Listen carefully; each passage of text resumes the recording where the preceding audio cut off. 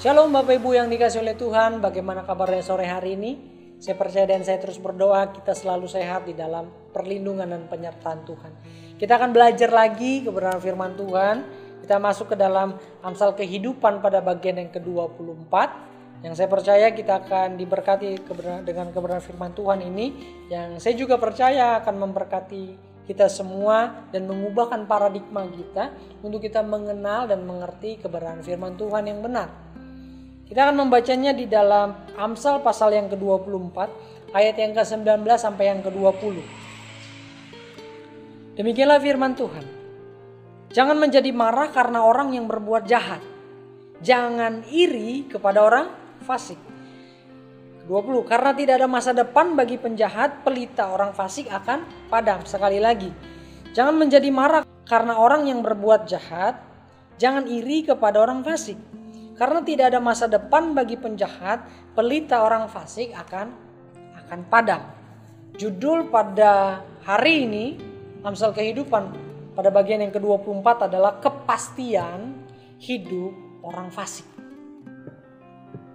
Lalu dalam terjemahan firman Allah yang hidup dikatakan gini, jangan iri hati terhadap orang jahat. Jangan menginginkan kekayaannya. Karena orang jahat tidak mempunyai harapan untuk masa depan, pelita hidupnya akan dipadamkan. Apa saja kepastian hidup orang fasik? Pertanyaannya demikian. Yang pertama, kalau kita baca di ayat yang 19 sampai 20 jelas. Jangan marah sama orang yang berbuat jahat, jangan iri kepada orang fasik. Terus 20 dikatakan karena tidak ada masa depan bagi penjahat. Jadi apa sih kepastian hidup orang-orang fasik, orang-orang yang bebal, orang-orang yang gak percaya akan kehadiran Allah. Dia hanya tahu bahwa ada Allah tapi dia gak mau hidup seturut dengan kehendak Allah. Itu orang fasik. Dikatakan begini, kepastiannya adalah yang pertama, ia gak punya pengharapan. Ia tidak punya harapan di masa depan. Jelas di ayat 20. Tidak ada masa depan bagi penjahat. Jadi yang pertama kepastian hidup adalah mereka tidak memiliki pengharapan di masa yang akan datang. Yang kedua kepastian hidup orang fasik adalah ayat 20 pelita orang fasik akan padam. Dikatakan pelita hidupnya dipadamkan, akan dipadamkan. Jelas kepastian daripada hidup orang fasik. Yang pertama tidak punya harapan di masa depan. Yang kedua pelita hidupnya akan dipadamkan. Gak punya pengharapan di masa depan artinya yang pertama gak ada kebahagiaan. Orang-orang yang tidak punya harapan di masa depan adalah orang-orang yang hidup segan mati tidak mau, Bapak Ibu. Yang kedua orang-orang yang gak punya pengharapan masa depan adalah orang-orang yang hidupnya hanya berpusat pada dirinya sendiri. Orang lain dia gak peduli. Dia hanya mementingkan dirinya sendiri. Dan sejatinya harapan seharusnya orang-orang yang punya pengharapan membuat kita lebih kuat dan bertahan di dalam setiap kehidupan.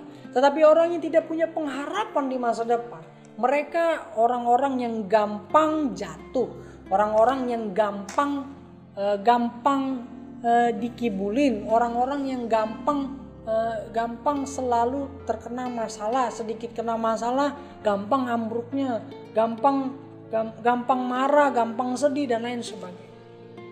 Jadi hidup segan mati tidak mau. Kalau dalam pelita hidupnya dipadamkan. Kalau dalam lambang Alkitab, pelita itu dilambangkan sebagai umat Allah yang mempersaksikan kebenaran Kristus. Artinya pelitanya akan dipadamkan. Dia seharusnya punya ciri khas Kristus di dalam hidupnya. Tetapi ketika dia mulai untuk hidup secara fasik,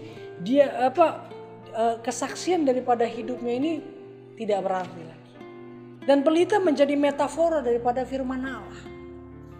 Dan juga menjadi metafora untuk jiwa dan kehidupan.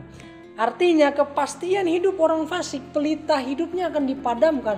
Artinya jiwanya kosong, hidupnya kosong, dan firman Allah tidak hidup di dalam kehidupannya dia. Itu yang menjadi kepastian hidup orang fasik. Lalu yang menjadi pertanyaan selanjutnya adalah bagaimana sikap kita sebagai orang percaya supaya kita nggak menjadi orang-orang yang fasik. Jelas di ayat yang ke-19, jangan menjadi marah karena orang yang berbuat jahat. Jangan iri kepada orang fasik. Sikap kita seharusnya sebagai orang percaya untuk kita tidak memiliki masa depan orang fasik adalah jangan iri. Jangan marah terhadap orang yang berbuat jahat atau jangan marah terhadap orang yang berbuat fasik. Banyak di luar sana orang-orang yang tiba-tiba kaya. Orang-orang yang punya mobil baru, motor baru, handphone baru, pasangan, dan lain sebagainya. Kok rumah baru, kok gue gini-gini amat ya, kok saya gini-gini amat hidup ya. Udah hidup takut akan Tuhan, udah baca firman Tuhan hampir setiap hari, berdoa dan lain sebagainya. Kok gue hidup saya begini-begini aja ya. Beda dengan mereka yang hidup tidak takut akan Tuhan. Selalu pasti ada pertanyaan-pertanyaan yang demikian yang ada di dalam kehidupan kita.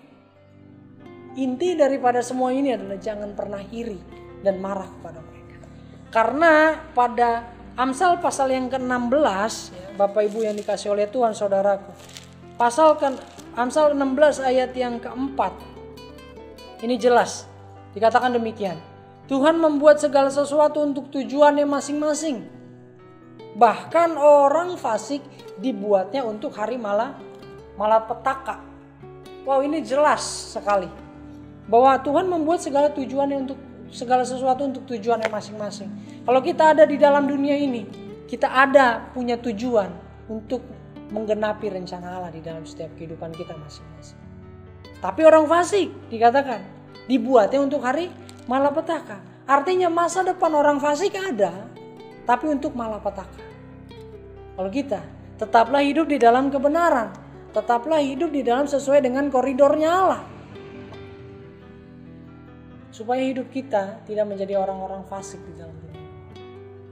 Pesan kuat pada sore hari ini adalah gak ada masa depan dan pengharapan bagi orang yang tidak berkenan di hadapan Tuhan.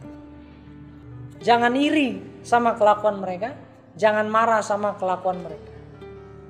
Tetaplah hidup hormat dan takut akan Tuhan. Kiranya Tuhan Yesus memberkati. Maranatha, Tuhan Yesus segera datang. Amin.